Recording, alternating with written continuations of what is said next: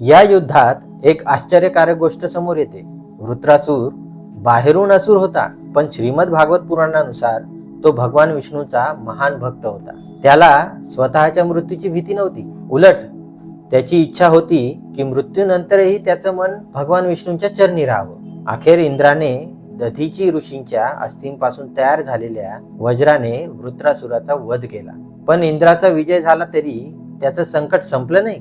वृत्रासुराचा वध केल्यामुळे इंद्रावर ब्रह्महत्येचं पाप लागलं, अशी भागवत पुराणातील कथा आहे. इंद्र या पापामुळे त्रस्त झाला. आता इथे आपण थोडं थांबूया, कारण रक्षाबंधनाची कथा इथे थेट पुढे चालू होत नाही.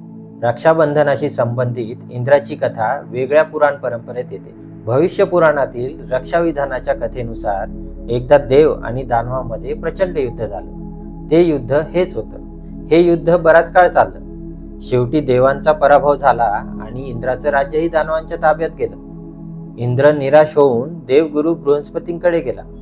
तेव्हा बृहस्पतींनी इंद्राला रक्षाविधान करण्याचा सल्ला दिला. श्रावण पौर्णिमेच्या दिवशी मंत्रोच्चाराने रक्षासूत्र तयार करण्यात आलं आणि त्यानंतर इंद्राची पत्नी शची देवी म्हणजेच इंद्राणीने ते रक्षासूत्र इंद्राच्या मनगटावर बांधलं. हे फक्त प्रेमाने बांधलेलं धागा नव्हतं, ते होतं इंद्राच्या रक्षणासाठी आणि त्याच्या विजयासाठी केलेलं पवित्र रक्षाविधान. रक्षासूत्र बांधल्यानंतर इंद्र पुन्हा युद्धासाठी गेला आणि यावेळी देवांना विजय मिळाला. इंद्राने आपलं राज्य पुन्हा मिळवलं आणि म्हणूनच इंद्राणीने इंद्राला बांधलेलं हे रक्षासूत्र रक्षाबंधनाच्या प्राचीन कथांमध्ये अत्यंत महत्वाचं मानलं जातं. म्हणजे लक्षात घ्या, वृत्रासुराची कथा आपल्याला इंद्राची चूक, वृत्रासुराचा जन्म, दधीची ऋषींची महान त्याग आणि वज्राची निर्मिती सांगते. आणि दुसरीकडे इंद्राणीची रक्षासूत्राची कथा आपल्या रक्षाबंधनाच्या रक्षण या मूळ भावनेशी जोडते.